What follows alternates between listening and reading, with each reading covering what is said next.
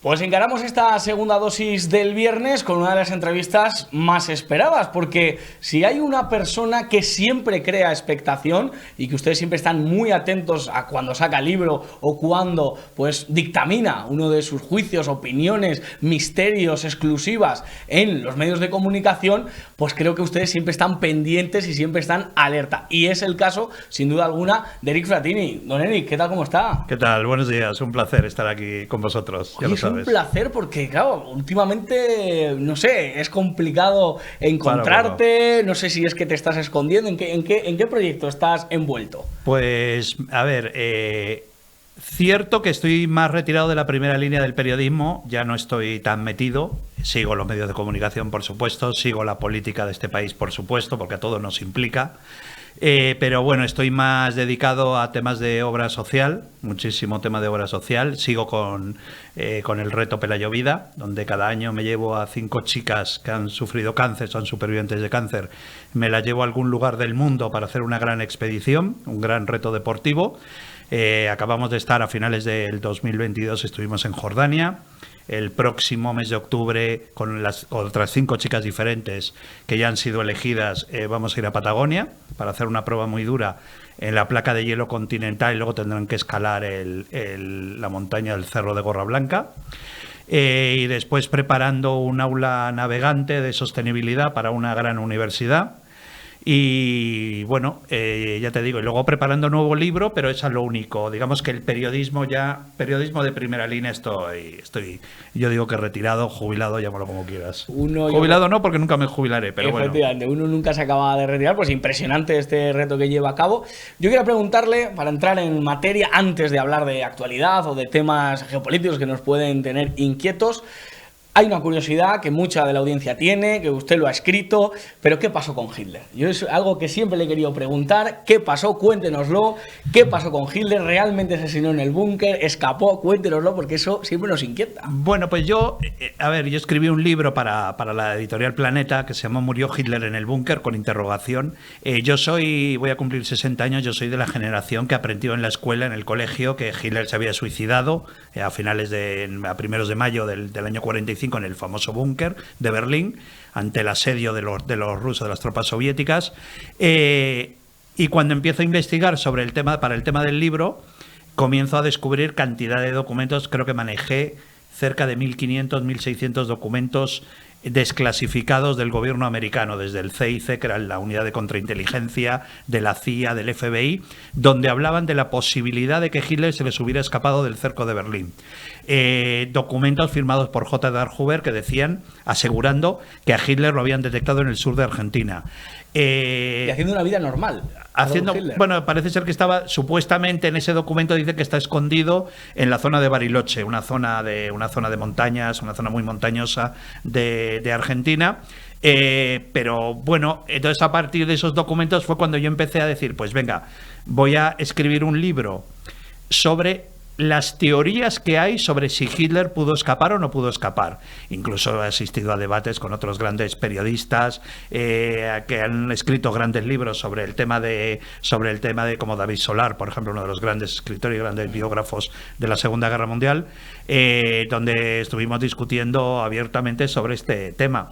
Y luego, déjame decirte que cuando terminé el libro dije, pues mira, antes era un 100% defensor de que Hitler se había suicidado en el búnker en el mes de mayo del 45, y después de escribir el libro ya no lo tengo tan claro. ¿Cuál es el porcentaje? Estoy en un 50 y 50. Después de tanto documento leído. Sí. Espectacular, ¿eh? Sí. Ese 50-50. Es que los documentos que manejé son espectaculares. Muchos los publico en el libro, otros no he podido publicarlos porque no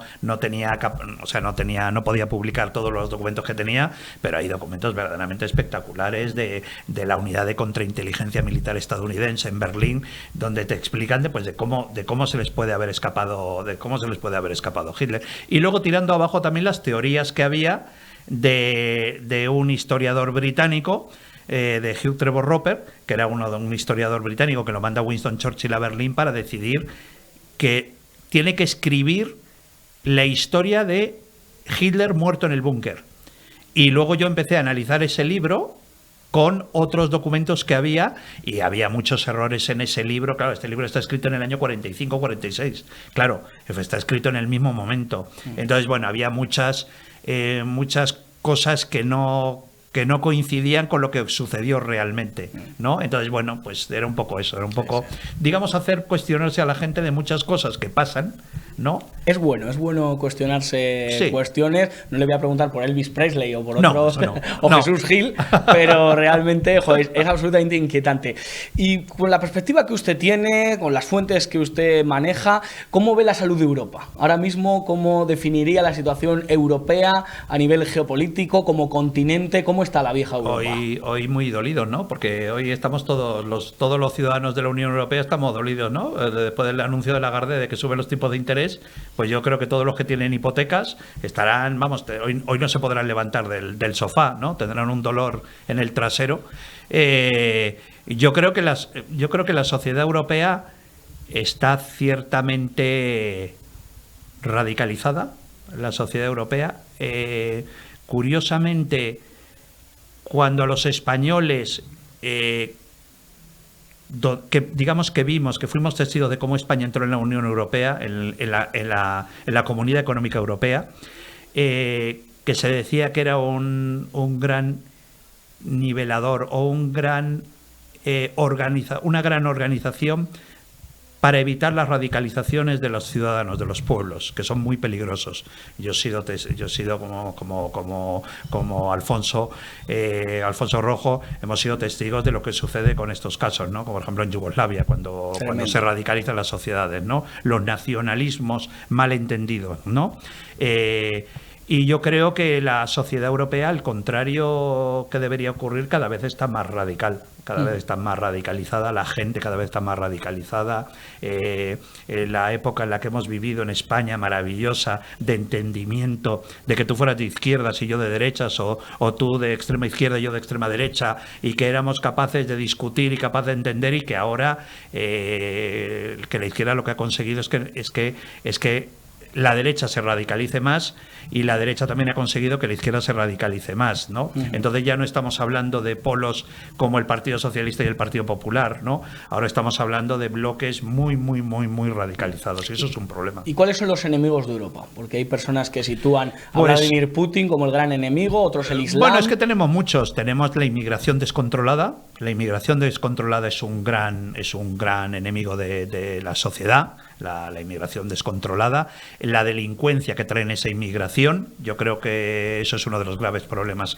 que tenemos en España, uno de los graves problemas que tiene Italia, uno de los graves problemas que tienen muchos países fronterizos fuera de la Unión Europea. Luego, por supuesto, otro de los graves problemas es los nacionalismos. Los independentismos son graves problemas, porque yo siempre digo que los independentismos es la visión paleta, no la visión paleta de que mi portal es mejor que el tuyo. Entonces tú preguntas, bueno, pero te has ido 2 calles más abajo y has visto los portales que hay más abajo, que son muy bonitos también. O sea, no quiero decir que el tuyo sea feo, pero es que hay 2 portales más abajo también que pueden ser muy bonitos como el tuyo. Y luego, principalmente en una sociedad donde, yo siempre lo digo, en una sociedad donde mi pasaporte es exactamente igual que el tuyo, pero es que el tuyo es exactamente igual que los italianos, los franceses, los holandeses. Tenemos el mismo pasaporte. Hay 25 estados que tenemos el mismo pasaporte. Y entonces llegará un momento en el que tú dices, no, es que mi barrio es el más bonito. Está genial que tú digas que tu barrio, o sea, los nacionalismos no están mal. Es decir, yo soy un gran nacionalista con Madrid, lo reconozco. Soy un nacionalista extremo con Madrid. Madrid es una ciudad maravillosa, es una ciudad preciosa, es una ciudad maravillosa para montar empresas. Yo me hice empresario hace unos años y es una ciudad muy fácil para montar una empresa. Pero no digo que somos mucho mejores que los sevillanos, que Sevilla, o no digo que somos mucho mejores que Valencia. No, Valencia es una maravilla, y Sevilla y Barcelona es una ciudad maravillosa, pero el problema es cuando llegan los nacionalismos extremos, ¿no? Como estamos viendo en Cataluña, por ejemplo, con el nacionalismo extremo de los independentistas, ¿no? Y entonces, bueno, es una visión paleta, y esa visión paleta es un problema para la Europa que deberíamos vivir. ¿Y esos nacionalismos extremos a quién le convienen? Porque parece que están de alguna manera sustentados, evidentemente, evidentemente por una masa social que lo apoya, pero después internacionalmente se habla de ciertos intereses con la figura de Puigdemont, de apoyar al nacionalismo por parte del señor George Soros, que ha podido que le convenga que en España haya un caldo de cultivo así. Rusia también se dijo que apoyó a Cataluña, pero también se ha desmentido. ¿A quién le interesa que existan estos nacionalismos? Bueno, hay intereses creados, es decir, yo nunca creo que los políticos que tú y yo elegimos sean los que gobiernan. Eso yo no lo he creído, ya tengo 60 años y yo creo que eso yo no me lo creo. Votamos a Feijóo, a Abascal, a Sánchez y no sirve de nada. No, yo creo que no, yo creo que esos no gobiernan, los políticos no gobiernan, pero en ningún país, o sea, da igual que sea Inglaterra, da igual que sea Francia, Macron no gobierna, los que gobiernan son los grandes poderes económicos y financieros, que son los que sustentan a esos políticos y esas campañas electorales. Esos son los que manejan realmente el poder. Yo escribí una novela hace unos años que se llamaba La lenta agonía de los peces, ¿no? Donde se desarrolla en Gran Bretaña durante el atentado de Londres, en el metro y en los autobuses de Londres, y el malo era un gran magnate que se llama Lord Morton Mosley, donde él explicaba, que ahí viene el título de la novela, le explicaba a un agente del MI5 que los ciudadanos somos pececitos de colores, ¿vale? Que estamos en la pecera nadando esperando con la boca abierta que alguien nos alimente, ¿vale? Hasta que una mano poderosa nos saca de esa pecera y nos deja encima de la mesa. Dice, ese pececito solo se moverá, aleteará, coleteará, pero no hará nada más por su vida, hasta que una mano poderosa decida volverlos a poner en su ámbito, en su sociedad, en su ámbito, digamos, cómodo y confortable, que es volver al agua. Dice, esa mano poderosa somos nosotros, los que movemos los hilos financieros, porque somos nosotros los que evitamos la lenta agonía de los peces, refiriéndose a las sociedades. ¿Y esas élites económicas tienen nombre y apellido? ¿Se puede saber quiénes son? Bueno, son las empresas, son las grandes empresas farmacéuticas, las grandes empresas energéticas, las grandes empresas de los sectores financieros, los grandes bancos, son los que manejan las sociedades, son los que controlan. Bueno, lo hemos visto con la COVID, después de una epidemia gigantesca, ¿quiénes son las grandes empresas que han ganado dinero? Las farmacéuticas. Claro. Pero las farmacéuticas ¿son empresas farmacéuticas? No, pertenecen a un accionariado, y en esos accionariados están los grandes poderes financieros, que son los grandes bancos, los grandes accionistas, que son los que han ganado dinero realmente con esto. Nosotros tú y yo hemos conseguido sobrevivir en la de la COVID, pero en este país ha habido más de 200.000 muertos que no lo han conseguido. Pero muchos ancianos. Sí. Mi madre vive en una residencia mi madre está en una residencia en Madrid y pasó la COVID, fue una de las primeras en pasar COVID, no tuvo síntomas, pero en esa residencia murieron 40 y tantos compañeros de mi madre. Es decir, eso te estoy hablando de una residencia en Madrid. A partir de ahí, imagínate tremendo. Todo lo que debe haber sido. Tremendo. Algo que también nos tiene preocupados no solo es ese nacionalismo, sino la relación de Marruecos con Pedro Sánchez. ¿Por qué el presidente no da la cara y dice, pues mira, mi cambio, digamos, de giro histórico con respecto al Sáhara se debe a esto? ¿Qué hay en el móvil de Pedro Sánchez que nos tiene cogido por la zona noble? Yo he oído todo tipo de versiones sobre el tema del cambio de política, desde temas relacionados con su esposa, con un tema inmobiliario que parece ser que dicen que fue una operación montada por los servicios secretos marroquíes y la engancharon sin ella saberlo. Hasta he oído cantidad de cosas, de fotografías, es decir, yo creo que eso nunca lo sabremos. Pero igual que nunca sabremos nada de lo que pasa en este país. O sea, todavía no nos hemos enterado qué ha pasado con el 23F, todavía no nos hemos enterado qué pasó el 11 de marzo, todavía no nos hemos enterado. Es decir, estamos hablando de un país muy oscuro, un país muy opaco. A mí cuando yo saco un libro y me dicen, ¿y cómo has conseguido acceso a estos documentos de la CIA o documentos que estaban semidesclasificados? Le digo, porque son países que nosotros acusamos de ser países no transparentes y sí que lo son.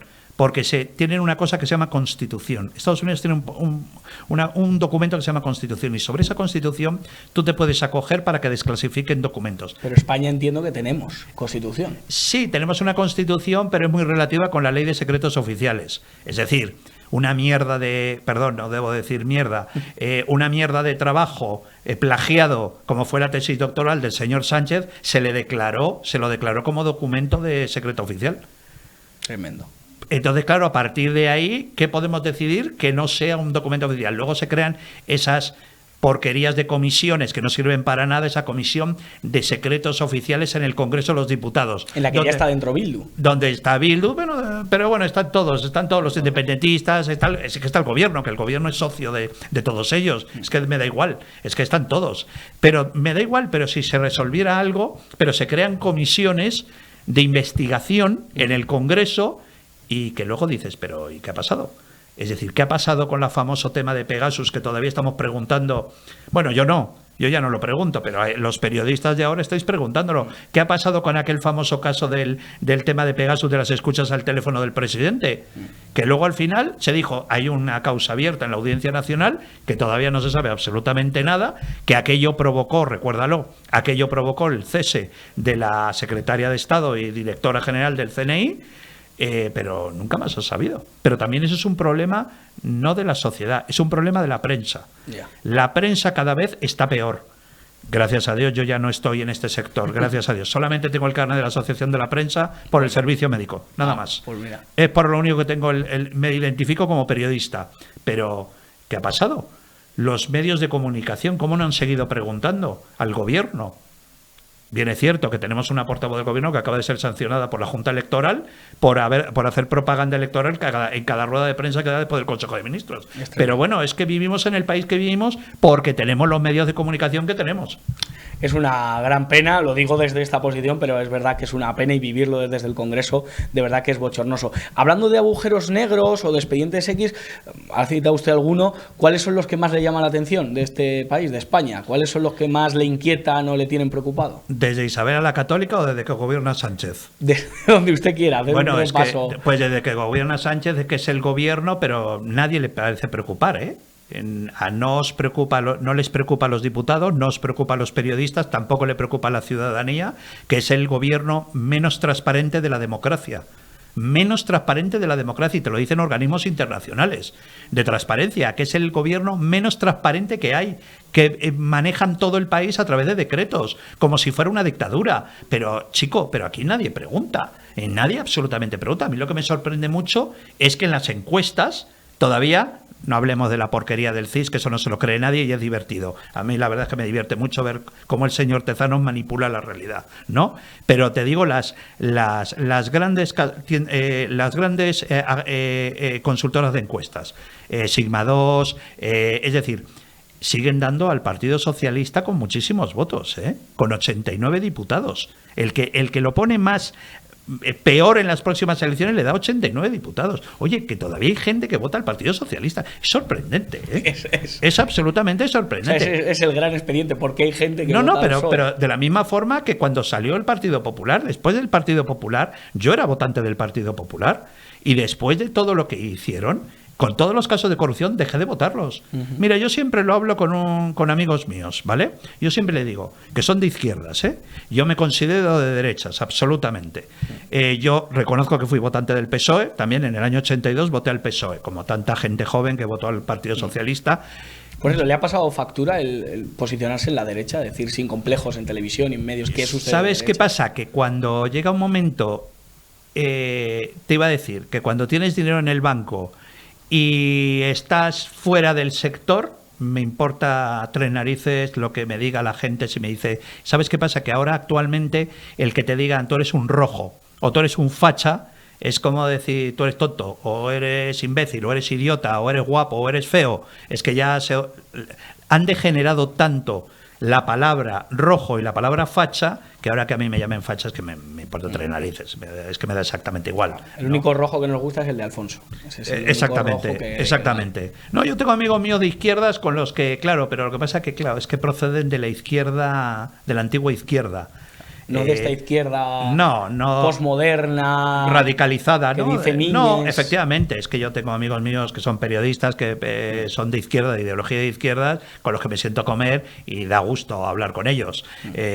También tengo amigos míos de Vox, tengo amigos míos de Podemos, tengo amigos de Ciudadanos. de los poquitos que quedan, de los 2 que quedan o 3 que quedan. Son amigos. Son amigos míos y como con ellos, la verdad es que son muy interesantes las conversaciones que se tienen. Sí. Pero de todas formas es que, bueno, cada vez está más radicalizada esta sociedad. Vamos a jugar un juego muy sencillo, a mí me gusta mucho. Yo le digo un término, un nombre y usted me lo define con la primera frase que le venga a la cabeza. Pedro Sánchez. Pinocho. Joe Biden. Tercera edad. Donald Trump. Solo con una palabra. O una frase. Alguien que quiso y no pudo. Feijóo. Una esperanza. Abascal. Una gran balanza. Putin. Un desestabilizador. Zelensky. Difícil de contestar. Carlos III, el coronado rey de Inglaterra. No es nadie. Irene Montero.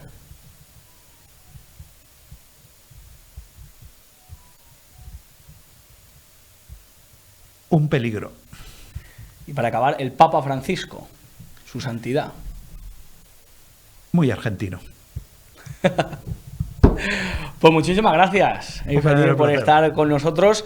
Pues para acabar, no sé, mandarle un mensaje a la audiencia y un poco hablarles del futuro, de cara al futuro. Sé que usted no cuenta con una bola de cristal, pero sí que tiene muy buenos contactos y sí puede ver pues hacia dónde vamos a ir. Un mensaje para la audiencia sobre eso, sobre el futuro.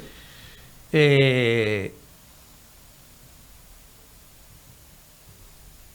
tengan cultura para votar, que sean autocríticos con lo que votan, que está muy bien, y además te habla una persona que he pasado desde el voto de... yo voté en el 82, además lo reconozco. Voté en el 82 al Partido Socialista. Ya cuando vi que celebraban las elecciones en el Hotel Palace tenía que haberme mosqueado, pero bueno, era muy joven y no me mosqueé entonces. Que después terminó votando a José María Aznar. Terminó votando por miedo, por pánico, terminó votando a Rajoy. Voté con mucha esperanza a Rivera, pensando que iba a ser otra cosa que no fue. Voté a Rivera. Y terminé votando en las últimas elecciones nacionales a Santi Abascal. Soy votante de Santi Abascal. Creo que va a ser una buena balanza. Y en Madrid, pues yo, además, como no soy nadie, siempre digo mi voto. Luego soy terriblemente ayusista. Soy terriblemente ayusista, soy un defensor de Isabel Díaz Ayuso y además vivo en Madrid. Y soy un gran defensor de José Luis Martínez Almeida y soy almeidista, ¿no? Pero luego en las elecciones generales sí que voto a Santi Abascal, que yo creo que será una gran balanza, como al final esos radicalismos de no, es que es la extrema derecha, no sé qué, al final ves los casos donde están gobernando, como es el caso de Castilla y León, y te das cuenta de que se gobierna plácidamente, tranquilamente. Aquí Rocío Monasterio, bien es cierto que Isabel Díaz Ayuso tiene mucho poder de votos, pero sí que han podido conversar, han podido negociar, y es decir, que al final que no es tan fiero.